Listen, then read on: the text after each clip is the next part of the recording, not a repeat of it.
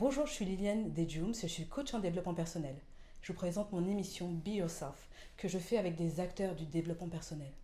Des coachs, des auteurs, tous les acteurs possibles qui vont vous expliquer leur parcours, leur vision du développement personnel. N'hésitez pas à regarder cette émission parce qu'elle vous aidera à accomplir de grandes choses, j'en suis certaine.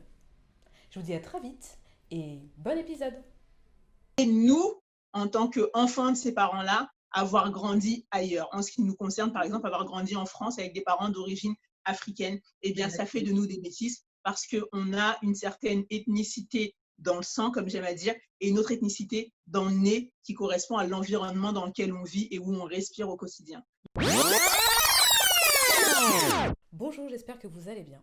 Aujourd'hui, je reçois une nouvelle invitée dans mon émission Be Yourself.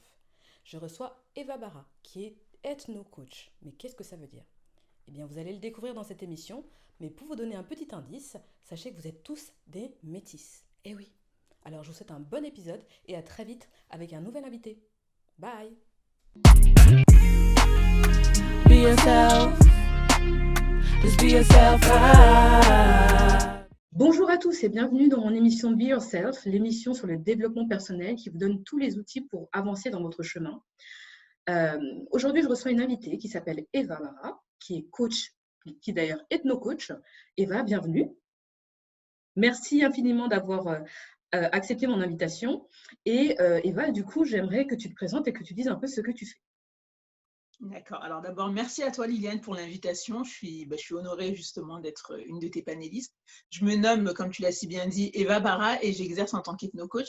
Alors qui est Eva Barra? Eh ben, je suis une femme, une afrodescendante qui a porté la vie. Donc aujourd'hui, je suis maman de 2 enfants que j'élève seule et avec qui je vis actuellement en Normandie. Donc, en tant qu'ethno-coach, eh bien, j'exerce en Normandie, en Île-de-France et en région centre principalement. Et après, je me déplace au-delà sur devis en cas de besoin. C'est quoi exactement l'ethno-coaching? Eh bien, l'ethno-coaching, c'est ce que j'appelle l'art d'accompagner tout un chacun à passer du choc des cultures à la fusion culturelle.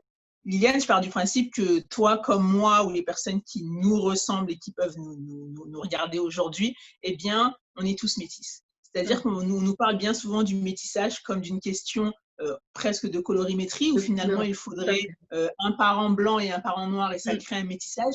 C'est ce qu'on appelle un métissage de couleur. Par contre, au-delà de ça, eh bien, il y a le métissage de l'être, il y a le métissage des ethnicités. On peut avoir des parents de pays différents et tous les deux sont noirs. On peut avoir des parents exactement du même pays d'origine, mais avec des ethnicités différentes, tout comme on peut avoir des parents qui sont du même pays, de la même ethnicité. Et nous, en tant qu'enfants de ces parents-là, avoir grandi ailleurs. En ce qui nous concerne, par exemple, avoir grandi en France avec des parents d'origine africaine, eh bien, ça fait de nous des métis parce qu'on a une certaine ethnicité dans le sang, comme j'aime à dire, et une autre ethnicité dans le nez qui correspond à l'environnement dans lequel on vit et où on respire au quotidien. Donc, c'est là où moi j'interviens, c'est quand cette ethnicité dans notre sang s'entrechoque avec justement la culture du pays dans lequel on vit, de l'environnement qu'on a au contact duquel nous sommes au quotidien. Donc, j'aide les personnes justement à passer de ce choc des cultures à la fusion de toutes les cultures en eux et à l'extérieur d'eux. Ok, tout un programme du coup. Donc j'imagine, alors quand vous nous regardez là, j'imagine qu'il y a beaucoup de gens finalement qui se reconnaissent dans cette définition que tu viens de donner, parce que comme tu l'as dit aussi, quand on entend métis, effectivement, on voit quelqu'un qui est finalement pâle de peau par rapport à un père ou une mère qui n'est pas, de la même couleur, mais effectivement, on a une palette de gens qui sont métis. Et je trouve ça hyper intéressant de pouvoir mettre le doigt dessus et de pouvoir aider les personnes qui ont une double culture, une double identité, alors non, pas une double identité, mais en tout cas qui ont deux pans de leur éducation qui ne sont pas donnés par les mêmes personnes finalement. Donc vraiment, Exactement. vraiment bravo pour ton travail. Et du coup, en quoi est-ce que tu peux aider les personnes qui nous regardent? Quels sont les conseils que tu donnes de manière un peu plus générale? Quelles sont les problématiques que tu rencontres par rapport au coaché que tu as? Et on va essayer de commencer par ça pour voir un peu qu'est-ce qu'on peut faire. Alors du coup, pour être dans une approche un peu plus large, j'aime dire que j'accompagne des entrepreneurs. Pourquoi je le précise dans ce sens-là? parce que je trouve que finalement, c'est une belle façon de regrouper tout le monde et j'aime ce qui rassemble. Ça fait partie justement de mes valeurs d'africanité, c'est le rassemblement. Donc, dans l'entrepreneuriat, qu'est-ce que je mets? Aujourd'hui, quand on parle entrepreneur, les gens pensent souvent, eh bien, business. Les gens pensent à monter une boîte, les gens pensent à monter une entreprise et être à la tête d'une succursale, etc., etc. Mais entreprendre, comme le terme le dit, c'est entrer et prendre. Et ben, à mon sens, j'accompagne des personnes qui font le choix d'entrer en eux-mêmes et de prendre leur vie en main. C'est comme si on était des véhicules en pilotage automatique et qu'un jour, justement, on se décide de reprendre la main et de ne plus être en pilotage automatique. Donc, qu'est-ce qu'on fait? On ouvre la voiture, on rentre et on prend le volant de sa vie en main. Donc, c'est vraiment des entrepreneurs que j'accompagne au quotidien, des personnes qui souhaitent entreprendre leur vie, qui souhaitent justement reprendre le contrôle de leur vie parce que pendant très longtemps, eh bien, la route sur laquelle on chemine a été dictée par nos parents, a été dictée par le système de croyances dans lequel on vit. Ça peut être aussi bien le système professionnel, selon la carrière dans laquelle on est. Il y a des croyances, il y a des limites, etc., etc. Et bien là, c'est vraiment d'aller reprendre le volant de sa vie, reprogrammer le GPS de notre vie et pouvoir justement se mettre soi-même au contrôle de ce qu'on fait et du coup de ce qui nous arrive. Donc, on se responsabilise sur notre propre histoire à partir du moment où je suis rentrée, où j'ai repris mon volant. Donc, c'est vraiment ce qui rassemble toutes les personnes que j'accompagne, quel que soit le domaine, que ce soit professionnel, que ce soit au niveau conjugal ou au niveau parental, voire entrepreneurial dans le sens business. Eh bien, le point commun, c'est des personnes qui ont décidé stop. À partir de maintenant, je m'arrête et je reprends le contrôle. Ok. Et alors, j'ai regardé dans une de tes vidéos, effectivement, tu disais qu'on ne prend pas le temps finalement et qu'on crée son temps. On crée son temps pour se retrouver, pour entreprendre, comme tu l'as si bien dit. Alors, comment est-ce qu'on crée ce temps, justement? Alors, le temps, je pense qu'on ne peut pas encore, on n'a pas encore trouvé le moyen de le rendre élastique. On n'a pas encore trouvé le moyen de passer de 24 heures à 25, voire 26. Moi, si on pouvait éteindre à 30 heures, ça me ferait du bien, perso. Ah, je suis pas sûre. Voilà, mais on n'a pas encore trouvé. Donc, en attendant qu'ils trouvent, qu'est-ce qu'on fait? On voit déjà le temps qu'on a. On voit avec ce qu'on a. Et moi, ce que j'invite vraiment à faire, c'est de mettre en conscience, de mettre de la conscience sur nos journées. J'accompagne beaucoup de personnes qui me disent, j'ai pas le temps, je suis pressée. Mais tu veux que je fasse ça où, quand, à quel moment? À mon sens, la première étape, c'est d'abord de conscientiser une journée. Donc, le tips que je pourrais donner serait éventuellement de prendre une feuille et un stylo et de poser sa journée du réveil au coucher. Qu'est-ce qui reste? Qu'est-ce qui est important? Qu'est-ce qu'on fait? Déjà, un état des lieux. Qu'est-ce que je fais jour après jour? Eh bien, si le réveil, il est à quelle heure? Il est à 6 heures, il est à 7 heures, il est à 8 heures. Ok, je me réveille. Très bien. Ensuite, qu'est-ce que je fais? Mais toute la journée, de passer étape par étape tout ce qu'on fait. Une fois qu'on a posé la journée, eh bien, sur cette journée-là, c'est bien. En ce qui me concerne, par exemple, je parlais du fait que je suis maman et que j'élève seule mes enfants. Je suis maman de telle heure à telle heure. Je suis femme de telle heure à telle heure. Donc, je suis moi, mon temps pour moi, il est de telle heure à telle heure, etc., etc. Donc, une fois qu'on a posé mon temps professionnel, il est là. Les gens qui sont salariés, eh bien, à telle heure, je pars de chez moi. À telle heure, j'arrive au boulot. À telle heure, je repars du boulot. À telle heure, j'arrive chez moi. Bien, on pose une journée entière, les douches, les repas, le bain ou la douche, on pose tout. Et une fois qu'on a tout posé, sur ce temps-là, quitte à prendre un stabilo, où est-ce que je m'occupe de moi? Sur ces 24 heures, combien d'heures je me donne à moi-même? Parce que si ces 24 heures, c'est des pièces d'or qu'on a tous les jours, on a la même somme. Par contre, si on en donne les 3/4 à nos enfants, et qu'ensuite, ce qui nous reste, du coup, on en donne une partie à notre salarié, à notre employeur, une autre partie à notre compagnon ou à notre compagne, et qu'à la fin de la journée, on ne s'est rien donné à soi-même. Faire cet exercice-là, c'est souvent là où justement il y a une prise de conscience sur le fait qu'en fait, tout à fait. Ouais, on se rend compte. Je me rends vraiment compte que je passe beaucoup de temps. On ne donne pas suffisamment de temps et qu'on exactement. Les autres. Ouais. Non, mais exactement. C'est cool. Naturellement, on se tourne vers les autres. Naturellement, on est dans le don et dans le partage. Et tant mieux.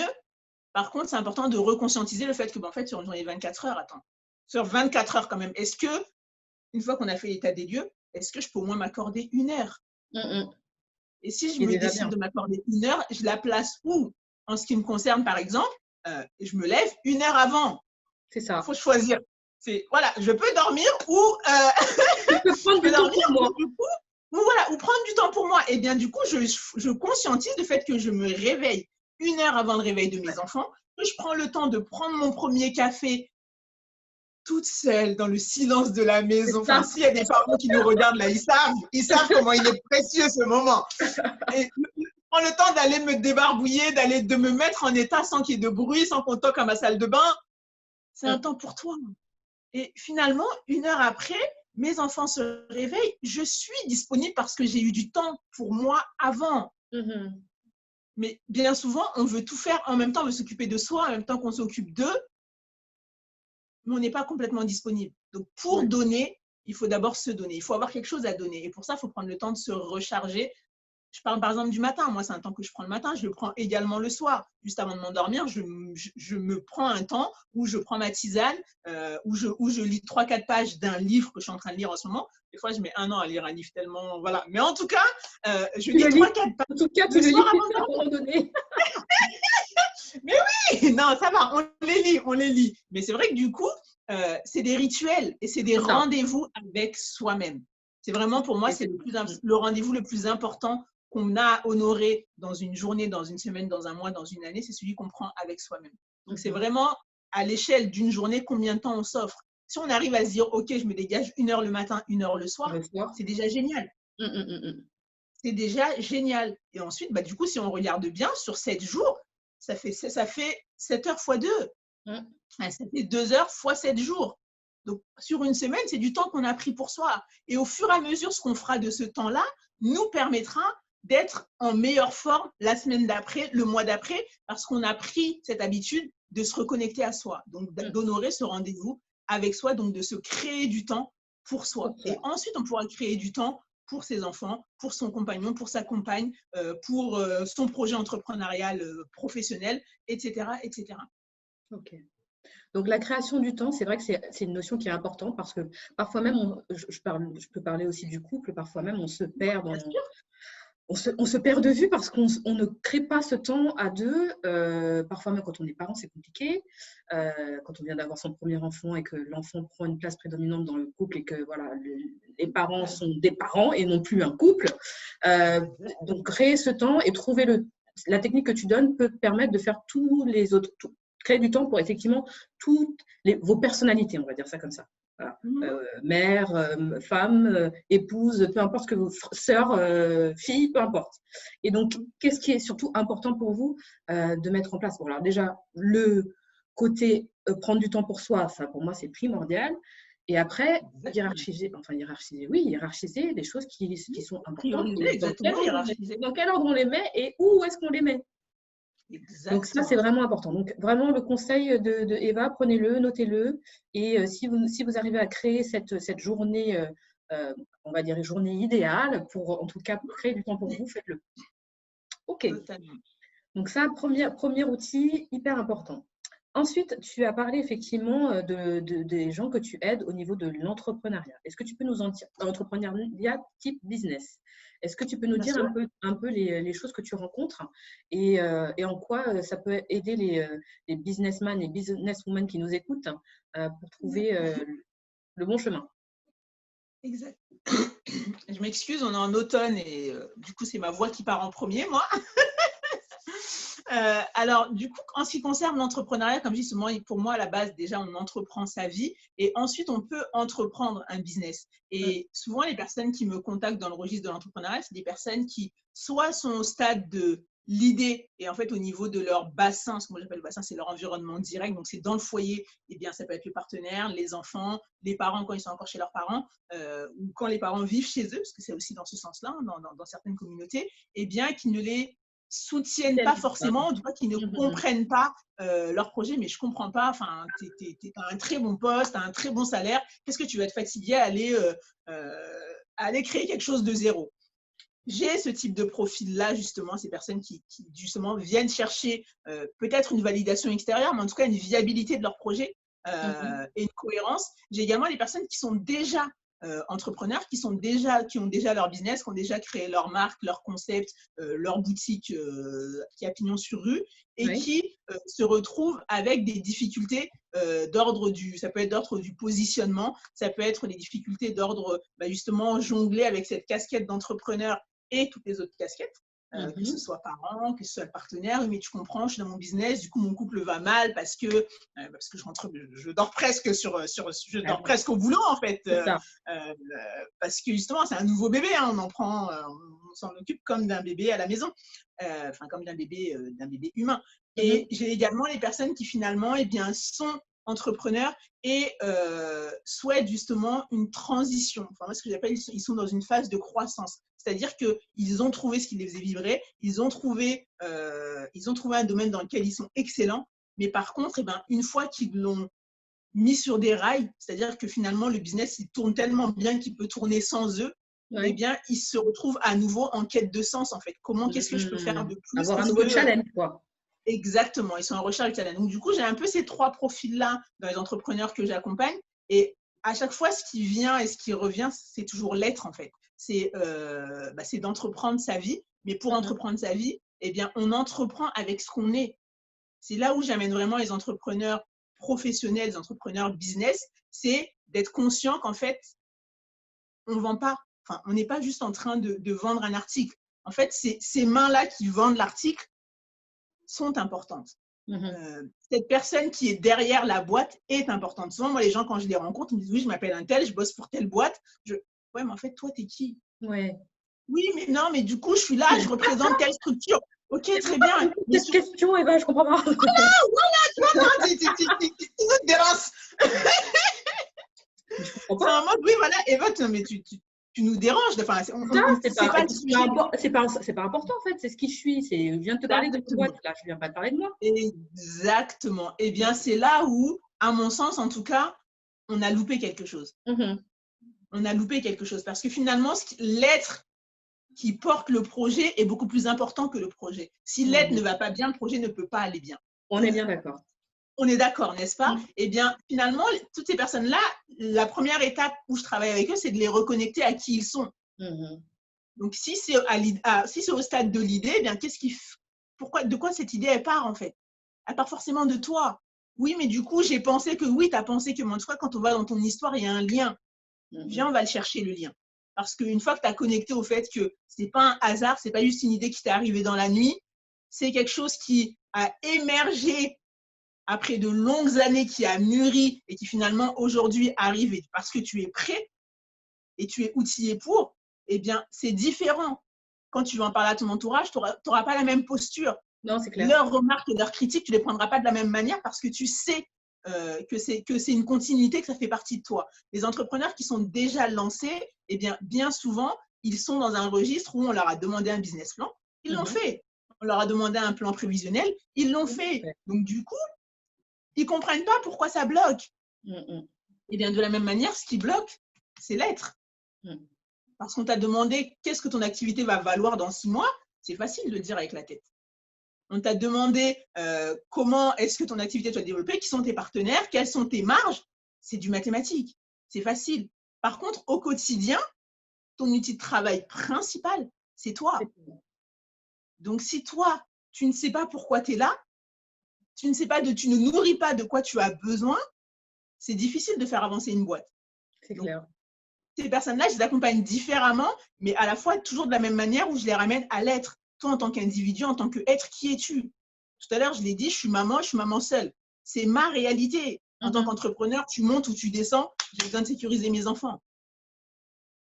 Donc, parce que je suis celle que je suis, parce que j'ai ce parcours-là et j'ai ces importants-là, ma façon de gérer mon business sera différente d'une personne qui n'aura pas d'enfant. Bien sûr. Mes disponibilités seront différentes.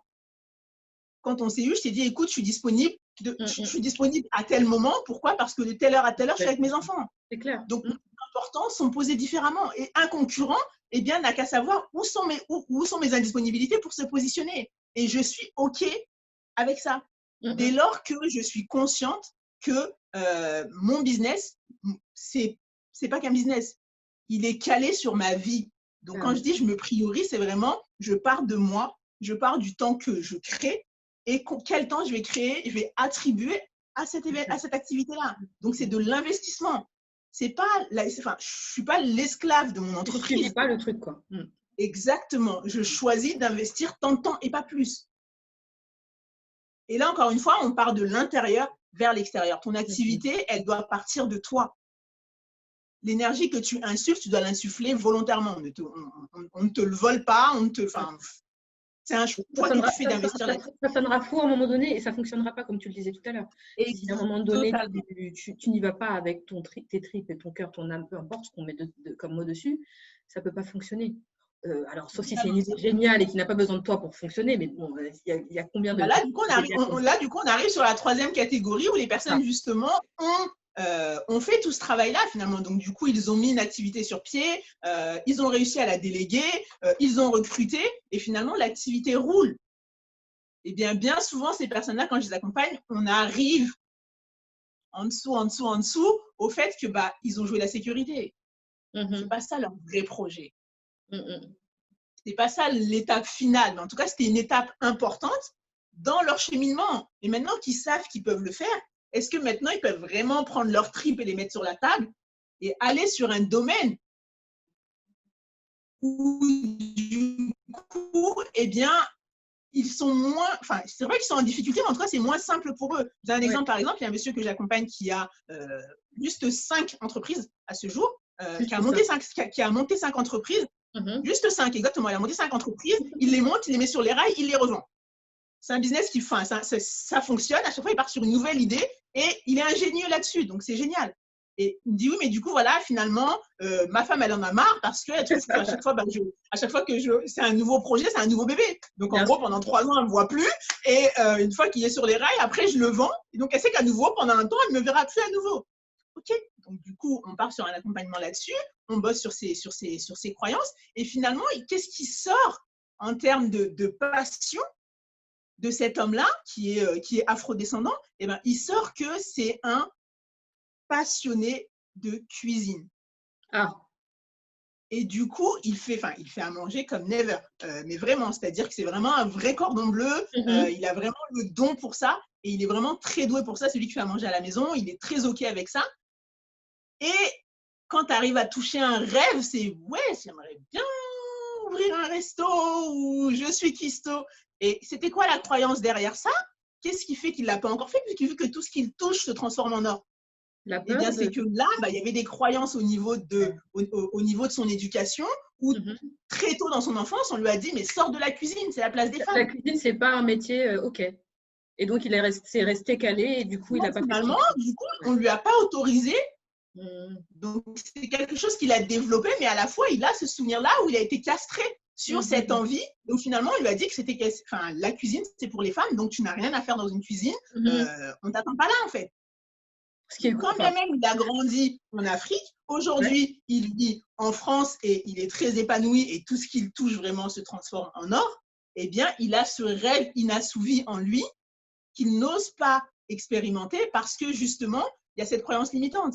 Donc, cet homme-là, justement, l'objectif, c'est de l'accompagner sur ces croyances limitantes-là, de faire sauter ces différents freins. Et aujourd'hui, il a ouvert son resto. Et sa femme me dit « je te remercie parce que là, du coup, ça fait 2 ans que le dernier bébé, là, c'est bon. Là, pour l'instant, voilà, j'ai l'impression qu'on va rester sur ce projet-là. » Donc, c'est vraiment là-dessus où, en tant qu'ethno-coach, je vais vraiment écouter l'histoire de la personne. Et l'ethnicité a son importance parce que ce n'est pas dans toutes les cultures. Dans la culture occidentale, les cuistots, majoritairement, sont des hommes. Les meilleurs cuistots sont des hommes. Les toques en or, là, c'est que des hommes. Il n'y a quasiment pas de femmes, effectivement. Exactement. Et donc, de la même façon, eh bien justement, il y avait ce discours opposé du fait de sa culture d'origine. Donc là, c'est 2 cultures qui s'entrechoquent. Parce que sa culture occidentale, il ne voit que des chefs hommes partout.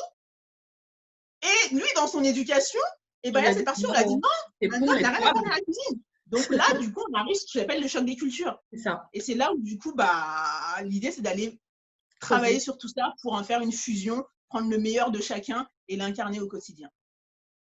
OK. Bon, vous avez entendu, messieurs et mesdames les entrepreneurs. Voilà.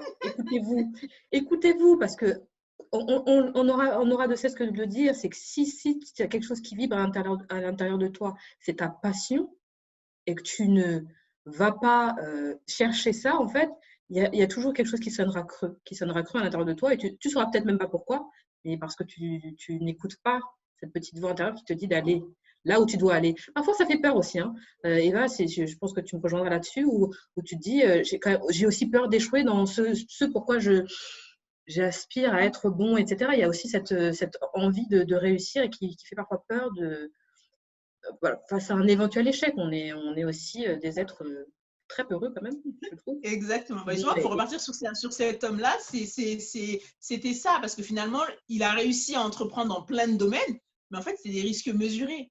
C'est ça. Et c'est pour ça que on le lit souvent partout, mais en fait, ça ne fait pas forcément sens en nous. Quand ça te fait peur, c'est là où il faut y aller. On est d'accord. Eh bien, là, son resto qu'il a ouvert dans le sud, je pense que ça a l'air… C'est un petit restaurant de taille familiale, mais eh bien, c'est la plus grosse peur qu'il a eue de sa vie. C'était à l'inauguration de ce restaurant. Ouais. Alors qu'il a monté des business avec je ne sais combien de zéros, où il a mis de l'argent sur la table et finalement, il y allait en… Ça passe ou ça passe pas. Mais par contre, là, vu que c'était quelque chose qui partait de ses tripes, eh bien, du coup, c'est carrément son être qui mettait sur la table. C'est sa sensibilité qui mettait sur la table. Donc, forcément, eh bien, le retour eh bien, a plus d'importance à ses yeux que de perdre de l'argent, en fait. Ouais. Tout simplement. Ok, bon. Merci pour les entrepreneurs. Merci pour les conseils entrepreneuriaux.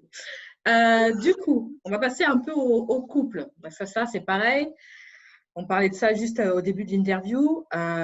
Parfois, choc des cultures, mais parce qu'on n'a pas, pour le coup, la même éducation. Et de toute façon, on n'a jamais la même éducation, de toute façon.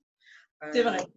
Même si vous êtes frères et sœurs et que vous avez les mêmes parents, vous n'avez pas eu la même éducation parce que vos parents étaient différents à chaque étape de leur vie. Donc, d'autant plus quand c'est un couple, que ce soit un couple mixte ou pas mixte, moi, je vois effectivement, même dans mes coachés, j'ai des gens qui ont des difficultés à se connecter.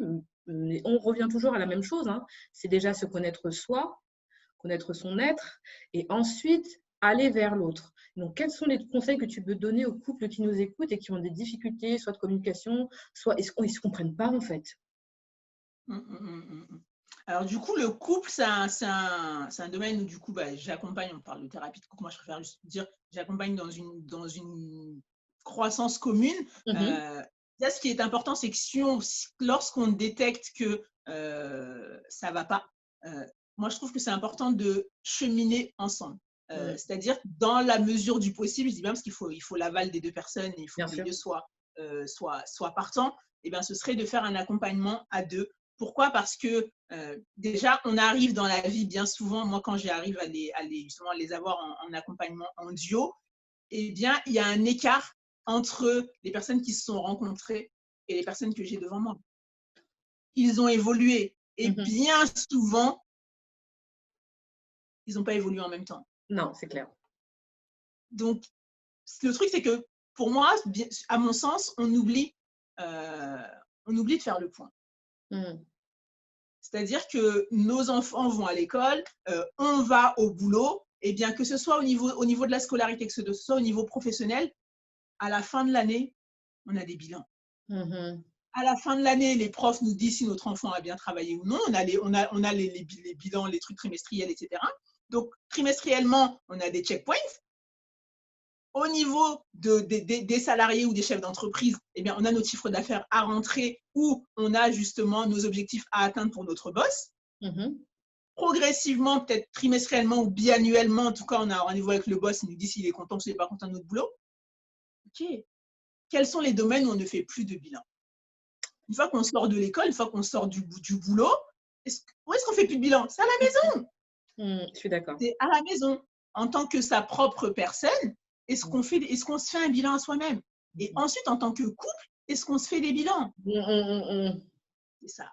Donc, dès le départ du couple, eh ben, on s'est engagé. On s'est engagé pourquoi? On s'est engagé sur quoi? Moi, je demande aux gens, c'est quoi votre contrat de départ? Mais non, mais on n'est pas mariés. Oui, mais c'est quoi votre contrat de départ? Mais non, mais on ne s'est pas mariés, on n'est pas pacsés, on n'est rien, Eva. Ok, donc du coup, vous avez dit, je prends ta main, tu prends ma main, on va juste marcher et on verra où on va aller, quoi. Bah, c'est souvent ça, hein, Eva. Ok, mais dans ce cas, si on se retrouve nulle part, on ne peut pas dire à l'autre, c'est ta faute ou c'est ta C'est faute. ça, je suis Vous êtes d'accord. tous les deux responsables de vous être engagés sur rien. Ça ne veut pas dire que ça va, enfin, ça ne veut pas dire que ça doit être immortalisé. Par contre, eh bien, se dire, bah écoute, je fais le choix de cheminer avec toi, voilà ce que j'apprécie chez toi, voilà ce qui est important pour moi, voilà où je me vois, moi, dans 5 ans, dans 10 ans, dans 20 ans. Ça demande déjà à ce qu'on soit au clair avec Avec soi-même. toi-même. Avant de faire couple, il faut Et déjà c'est être. ça le souci, je pense. Parce que de C'est ça, base, c'est que si tu ne te connais pas toi-même, tu ne sais pas où tu veux aller, etc., et que tu te mets avec quelqu'un, comment veux-tu lui expliquer où est-ce qu'on va aller ensemble? Toi-même, tu ne sais pas où tu vas. exactement ça. C'est exactement ça. Donc, du coup, c'est qui est-ce qu'on est individuellement? Comment est-ce qu'on se voit? Comment est-ce qu'on se projette? À quoi je roule, en fait? Tout à l'heure, je parlais de voiture. Eh bien, si je suis une voiture, est-ce que je suis un diesel? Est-ce que je suis un essence? Est-ce que je suis un bolide? De quoi j'ai besoin, en fait? Est-ce que j'ai besoin de vacances? Est-ce que j'ai besoin de repos? Est-ce que j'ai besoin que tu me foutes la paix le dimanche matin? Est-ce que j'ai besoin qu'on fasse des repas de famille et qu'on invite tous nos potes tous les dimanches? On n'a qu'à se mettre d'accord. Mais en fait, pour que je puisse te dire que ce que tu me proposes ne me va pas, il faut déjà que je sache ce qui me va. Qu'est-ce qui est important pour moi? Pour moi, encore une fois, c'est comme ma journée idéale, c'est comme ma semaine idéale, c'est comme mon mois idéal, c'est comme mon année idéale. C'est important pour moi qu'on parte en vacances, de partir en vacances 2 fois par an. Ah, moi, pour moi, il y a que, enfin, pour moi, c'est pas important. Ok. Dans ce cas, est-ce que c'est ok pour toi que je parte toute seule 2 fois par an? C'est Ah, ça. c'est vital pour moi. C'est pas, tu commences à marcher à 2, et puis oui, je comprends pas, il veut pas que je parte avec mes copines. Mais vous en avez parlé au début? Bah Bah non. non, c'était pas d'actualité. Ah, tout ce qui n'est pas sur le contrat, ça mène des problèmes. Donc, sur chaque sujet, à mon sens, il faudrait autant que possible réussir à se poser, à se dire, voilà, moi, pour moi, ça, c'est important. Toi, qu'est-ce que tu en penses? Et le fait que l'un des deux parties puisse le mettre sur la table, ça ouvre la porte à l'autre et aussi se dire, bah, en fait, maintenant que tu en parles, bah, ça, pour moi aussi, ça, c'est important. Qu'est-ce que toi, tu en penses? Moi, j'ai des parents qui me contactent et c'est la guerre. Eva, il faut absolument que tu viennes, machin. Okay, là, c'est confinement, je ne vais pas me déplacer. Mais on va se faire la vision, on va échanger, on va voir tout ça. Et ça peut être des questions simples comme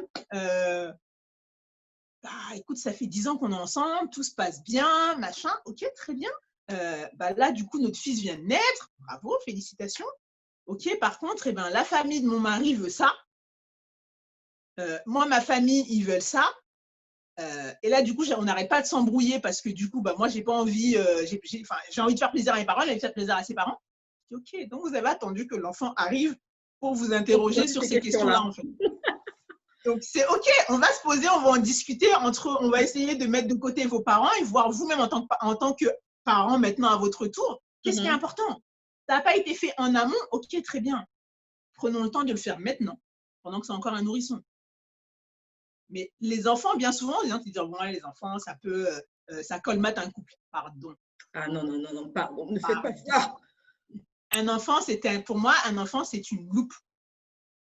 Un enfant, c'est une loupe qui vient mettre l'accent sur tout ce qui ne va pas dans un couple. Donc, moins il y a de choses qui ne vont pas, mieux c'est.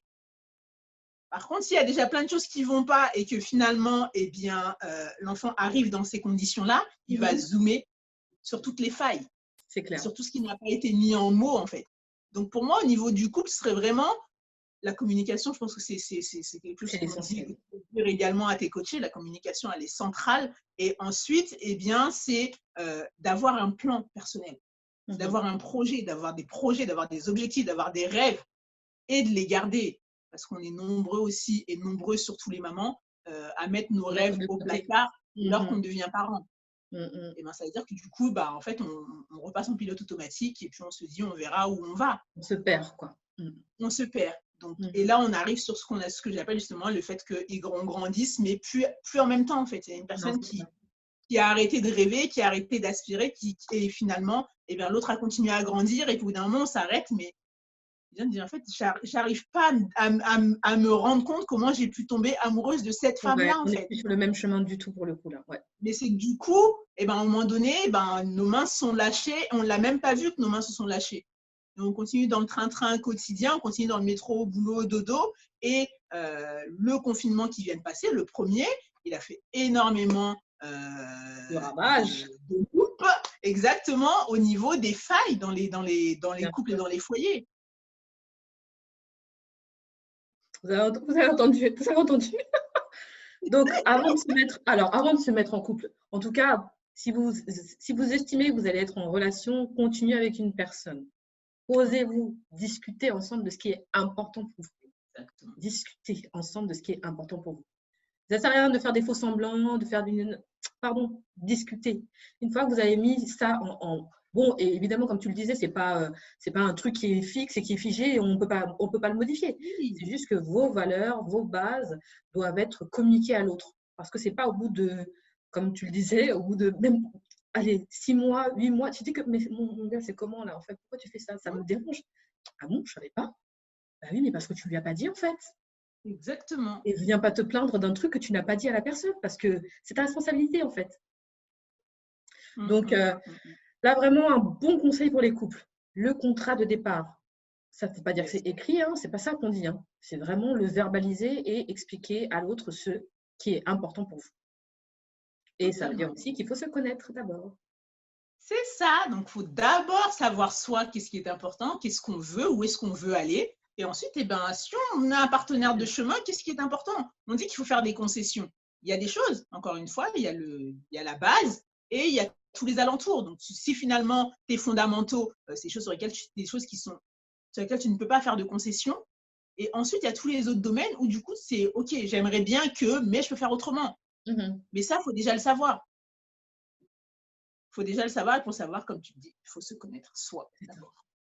Bon, de toute façon, en vrai, on en revient toujours un peu au même. Hein. Vous avez compris que là, tous les exemples qu'on a donnés, en gros, déjà, consacrez-vous à vous, à ce que vous voulez, ce qui vous êtes, avant d'engager en fait des relations avec les autres, tout simplement en fait.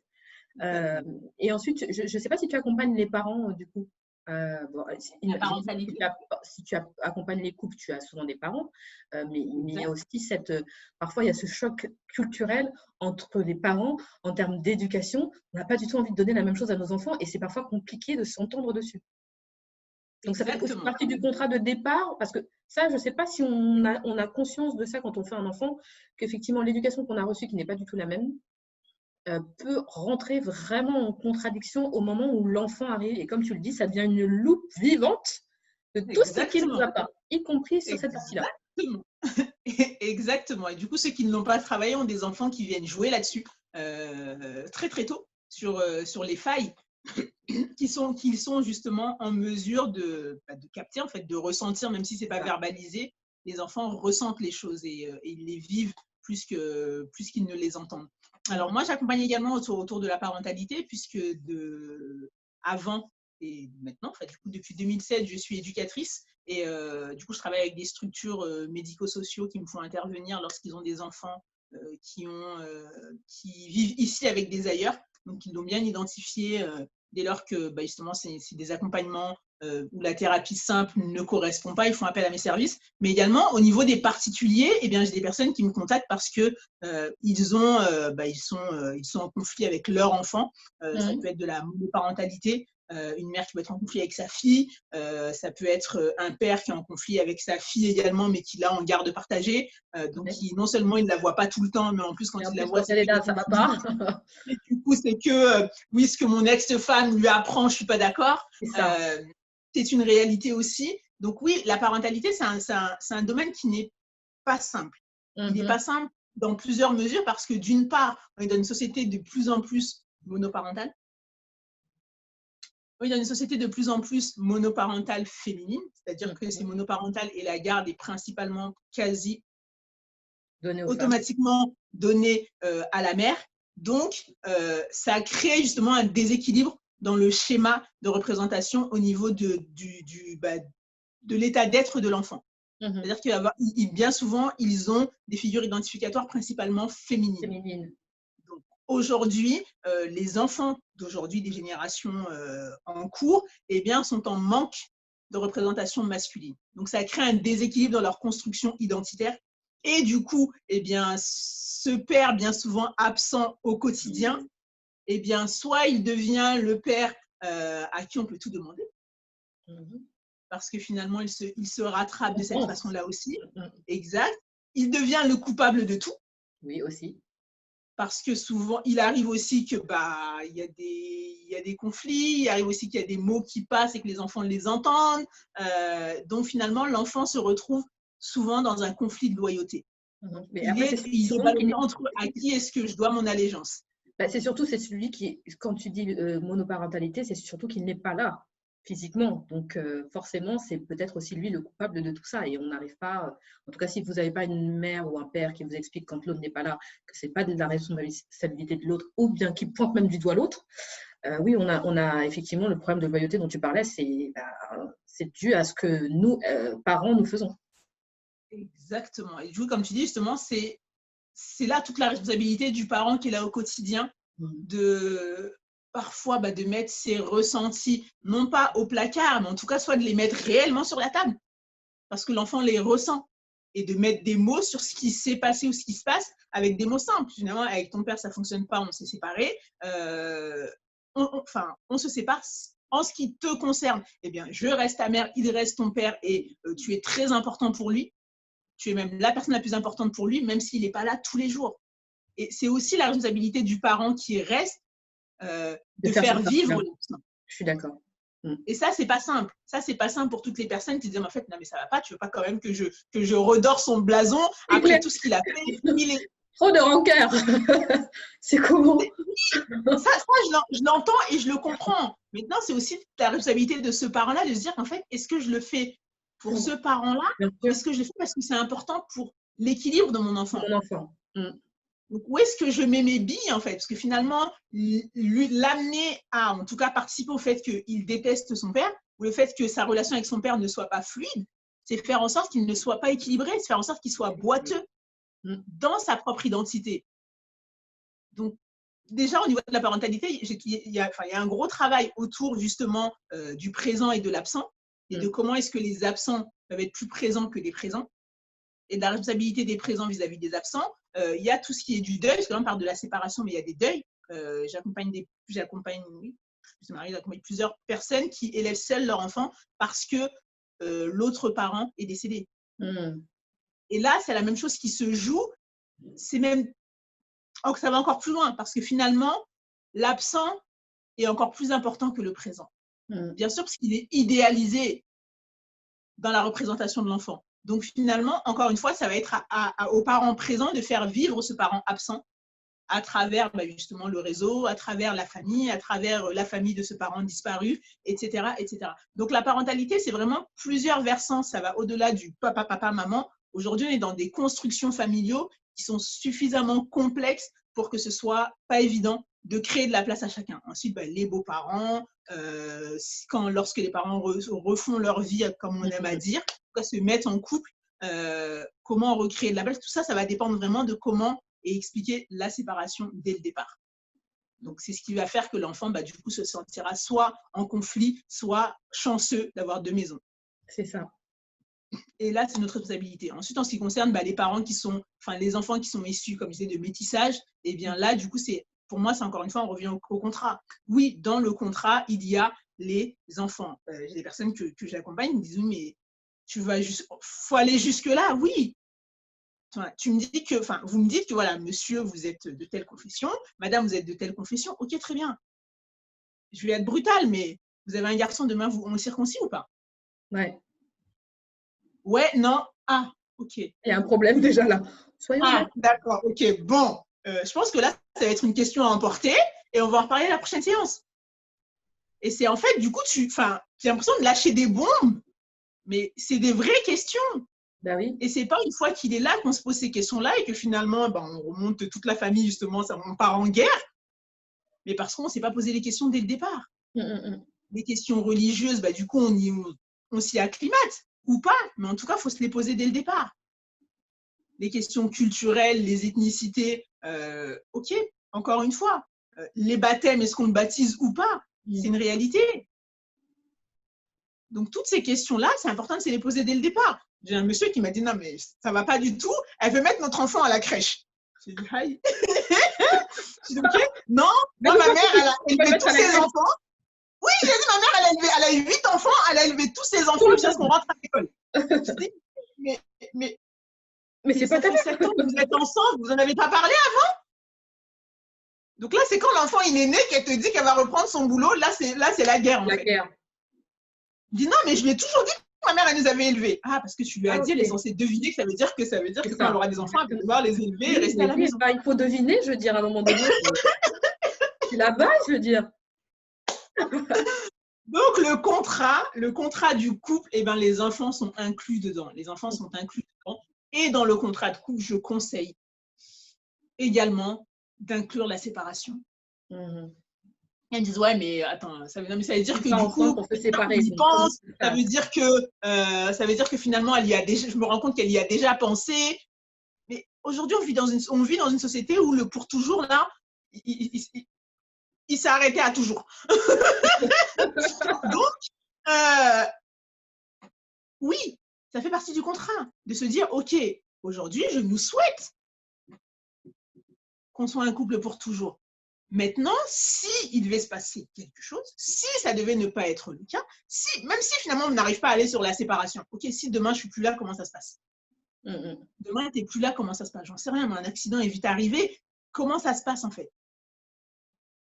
Parlons-en dans ces termes-là. Ok, du coup, si on est là tous les deux et que du coup, on décide de se séparer, on ne s'aime plus, comment ça se passe pour les enfants?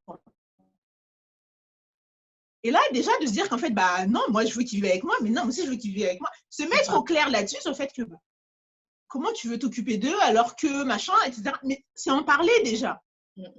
Oui, bah non, en fait, bah, écoute, peut-être que bah, du coup, ce serait mieux qu'on voit, bah ouais, on restera sur des week-ends, mais du coup, il faudrait qu'on n'habite pas trop loin de l'un de l'autre. Ça a l'air, au départ, quand je le dis aux personnes, ça a l'air d'être une bombe. Et derrière, je dis, mais c'est un truc de fou. Maintenant que ça s'est posé là-bas, c'est bon. Bah, on est super bien ici maintenant. Parce qu'on a posé la vision, c'est que si on devait prendre le mur, ça se passerait comme ça. Si finalement, eh bien, tout roule, ça se passera comme ça. Mais une fois qu'on a les deux champs de vision, eh bien, ici, on arrive à vivre pleinement. C'est ça. Parce que dans les deux cas, on sait comment ça peut se passer. Ça ne veut pas dire que ça va se passer exactement comme ça, mais en tout cas, on l'a déjà abordé et on connaît le point de vue de l'autre sur telle ou telle question. Et au moins, c'est calé. Donc, le contrat. Ok, bon. Eva, est-ce que tu as d'autres conseils que tu voudrais donner, du coup, qui te viennent à l'esprit? Parce qu'on n'a pas parlé de toutes tes casquettes, mais en tout cas, on a déjà parlé de bons éléments, donc j'espère que vous avez tout noté. Hein. Est-ce que tu as d'autres conseils que tu voudrais donner avant qu'on passe au jeu du Bamiké? Alors moi, je dirais, on l'a dit tout à l'heure, en fait, sur tous les différents sujets, on est revenu à soi. Donc, bah, mon mot de la fin serait vraiment là-dessus. Ce serait de garder à l'esprit qu'on est la personne la plus importante de sa vie. Et pour moi, c'est vraiment un mantra à écrire, à placarder, mais partout, sur son téléphone, sur son tableau de bord de voiture, sur son PC. Je suis la personne la plus importante de ma vie. Je me priorise. Je suis la personne la plus importante de ma vie. Je me priorise. Donc, une fois que moi, je me suis alimentée, eh bien, je suis en mesure de donner suffisamment et qualitativement aux personnes chez moi. Donc, ça peut être à mon compagnon, à mes enfants et du coup, plus largement ensuite à ma famille de sang et de cœur et ensuite encore plus largement au niveau professionnel, au niveau de ma structure, mon entreprise, etc. Mais tout part de soi. Donc, l'énergie qu'on n'a pas ensemble, on ne peut pas le diffuser. Et pour ça, il faut vraiment prendre le temps pour soi, se prioriser, se poser du temps par jour, par semaine, par mois, par an, mais quantifier les rendez-vous avec vous-même. Moi, j'ai mon agenda, j'ai des zones où il y a un carré rouge. Eva, on peut se voir tel jour à telle heure. Ah non, c'est le rendez-vous le plus important de ma vie. Hein? Non, je t'assure. Hein? Non, c'est le rendez-vous le plus important de ma vie à cette heure-là, c'est pas possible. T'as rendez-vous avec qui? Mais avec moi-même. Mais combien à mon type jusqu'à après-demain, mais non. Non, du coup, posez-les, officialisez-les, ancrez-les, prenez du temps pour vous, avec vous-même. Votre corps vous remerciera, votre être, votre âme, votre esprit vous le rendra au centuple. Mais le temps que vous vous donnez à vous-même, c'est de l'économie pour après. C'est vraiment, vous allez vous recharger pour pouvoir être présent différemment et d'une meilleure façon, avec plus de disponibilité pour les autres. Ok, bon. C'était le mot de la fin pour les conseils. Super, merci infiniment Eva. Du coup, je vais passer aux questions du Bami Game. Donc, c'est un jeu qu'on a détourné un peu, qui est le jeu de l'intimité, mais qu'on appelle le Bami Game, de l'ethnie dont nous sommes issus, n'est-ce pas? Les Bamilékés. Et donc, du coup, voilà, je vais te poser une ou deux questions. par rapport à toi. Alors, si tu demandais à l'enfant que tu étais, qu'est-ce qu'il voulait faire dans la vie, qu'est-ce qu'il aurait répondu? Alors, il a répondu, parce qu'on lui a posé la question, et la petite fille que j'étais a répondu: «Je veux être maman». D'accord. On C'est m'a ça qu'elle a répondu que c'était répondu. pas un métier. J'avais 6, 7 ans, j'ai répondu que je voulais être maman. On m'a dit que c'était pas un métier. Je dis: «Mais non, je veux pas être maman comme vous les mamans, je veux être une maman, je veux prendre les enfin, je veux pas faire de nouveaux enfants parce qu'il y en a assez sur terre. Je veux prendre les enfants qui sont déjà sur terre et qui sont pas heureux et je vais les rendre heureux». T'avais quel âge? 7 ans. Ok, wow, ok, all right. Ok, bon. C'est un rêve qui est toujours là et Non, mais c'est cool, hein. Tu avais déjà un chemin tracé là, à 7 ans. Waouh, ok. Ah, gifler ta mère et ton père comme ça, c'est ok. Deuxième question et la dernière du coup, est-ce que tu peux me raconter un beau souvenir que tu as avec des membres de ta famille, tes parents en l'occurrence si tu veux raconter, ou d'autres membres de ta famille? alors, oui, j'ai un souvenir qui est très important pour moi et qui est très ancré, que je m'efforce de perpétuer avec mes enfants. Alors, mes parents se sont installés en région centre quand ils sont arrivés en France et mon père a pris soin de prendre une maison avec en pleine verdure, avec de la nature. C'était vraiment un privilège qu'on avait en tout cas. Et ma belle-mère avait mis en place un rituel où finalement tous les soirs, ou en tout cas en grandissant, ça s'est un peu effiloché, mais en tout cas, au moins deux soirs par semaine, eh bien, elle nous faisait le thé africain, là, le thé africain, du coup, elle faisait le thé à l'état pur pour elle et mon père. Donc, du coup, il était corsé, les 3 premiers. Et ensuite, elle faisait 4, 5, 6. Finalement, c'est que du sucre, parce que c'est les Ah, premiers qui sont réellement. Et finalement, les 3 autres, c'était pour les enfants. Et en fait, ces 3 derniers thés qui étaient pour les enfants, eh bien, elle nous appelait, quand ils avaient fini de boire leur thé, elle nous appelait, on s'asseyait devant la cheminée, on avait un feu de cheminée, et elle nous racontait des fables. Du coup, c'est vraiment, moi, les premières fables que j'ai apprises, c'est pas celle de La Fontaine, c'est celle d'Afrique, c'est celle que ma belle-mère nous racontait devant le feu. Et finalement, on était toujours là en train de chercher des indices, des trucs. Et là, on était tous assis autour d'elle avec ce feu de cheminée derrière elle. Et on l'écoutait. Et quelque part, en grandissant, j'ai cette image-là où elle n'avait pas son feu de camp, elle n'avait pas son baobab pour nous lire ses contes et nous raconter des légendes. Par contre, elle a fait en sorte que, eh bien, même aujourd'hui, quand quelqu'un, même quand je vais au fin fond du village, quand quelqu'un dit Ndanguma, et bien, du coup, on vient s'asseoir, on écoute l'histoire. Et quand bien même j'ai grandi en Occident, eh bien, je connais tous ces différents rituels, je connais ces différents contes. Et aujourd'hui, maman à mon tour d'enfants qui ne parlent pas forcément, enfin qui comprennent en tout cas la langue de mes parents, mais en tout cas qui ne la parlent pas, eh bien aujourd'hui, je m'évertue à poursuivre justement ces rituels où tous les soirs, eh bien mes enfants, je leur fais une petite tisane et on s'assoit et on va lire un livre avec des personnages marrons, comme dit mon fils, c'est très important, des personnages qui leur ressemblent. Donc finalement, c'est quelque chose, c'est un des plus beaux souvenirs que j'ai de mon enfance. Et aujourd'hui, je me donne les moyens de le poursuivre avec mes enfants. Donc, bon, le prochain objectif, on aura une maison et on pourra faire des feux de cheminée. Parce qu'aujourd'hui, de moins en moins, on est autorisé à en faire. Mais dans la prochaine, on se souhaite d'avoir le droit de faire du feu pour pouvoir avoir le souvenir en entier. waouh, ok. Bon, en tout cas, très beau souvenir de la part d'Eva. Merci infiniment. Merci d'avoir partagé tous ces moments avec nous pendant cette émission Be Yourself. Merci pour tous les conseils. J'espère que vous avez bien noté parce qu'il y avait des choses vraiment très, très, très importantes dedans. Et comme d'habitude, voilà, moi, je suis la première à dire qu'on n'est pas suffisamment nombreux pour donner ce type de conseils et amener les gens à retrouver leur chemin vers eux-mêmes, mais aussi vers les autres. Donc, merci infiniment. Merci. Merci à toi, merci pour l'invitation, vraiment. Merci pour d'exister et de permettre justement à des personnes comme moi de pouvoir s'exprimer à plus grande échelle. Comme je dis, nous sommes importants, les messages sont importants, les porteurs de messages sont également importants. Et du coup, les haut-parleurs, c'est un peu ce que tu incarnes aujourd'hui, sont tout aussi importants parce que justement, un message au fond d'une grotte, eh bien, c'est un message qui reste au fond d'une grotte. Donc, merci d'être et de nous donner la parole aujourd'hui. Merci beaucoup, Liliane. Bon, écoutez, en tout cas, vous pouvez retrouver cette émission sur upgradeshow.paris, sur upgradepodcast.paris et vous avez toutes les actualités des Jooms sur @lesjooms sur Instagram. Donc, à très vite dans Be Yourself avec une nouvelle ou un nouvel invité. Et merci encore une fois, Eva. Et puis, on retrouve toutes les informations d'Eva, évidemment, en bas de l'émission, comme tous les autres. Et bien, à très vite, Eva, en tout cas. Et, oui, avec grand plaisir, vraiment. Bisous. Allez, bye. Be yourself. Just be yourself.